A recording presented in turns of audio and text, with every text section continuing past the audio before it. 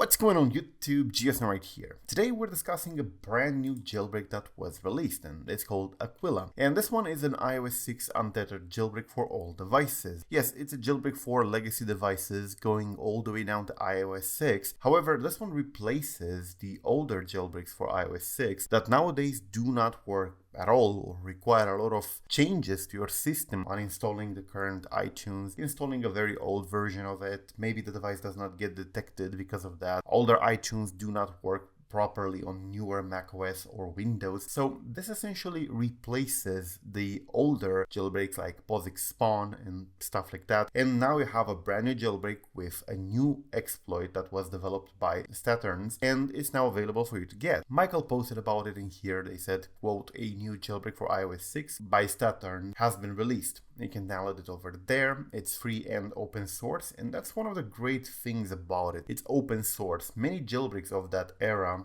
are not, and because they're not, it means that nobody can maintain them properly. And not only they are not open source, many of them are completely obfuscated, and the developer teams at that point took very big steps to ensure that it's very hard to reverse engineer the jailbreak, probably to not get copied. However, this means that today is almost impossible to make those old jailbreaks work and to fix issues or add compatibility with newer Windows or macOS. While this over here is completely open source, uses a brand new exploit by the same developer of the jailbreak, and this one works on newer macOS and Windows as well, which means that if you're having one of those legacy devices, there is now a brand new modern 2025 style iOS 6 untethered jailbreak for your device. While this is not exactly useful for those of you who do not have a legacy device, there are many people in the jailbreak community who are rediscovering those devices now that modern jailbreaks are not very prevalent anymore, and it's great to have finally one of this that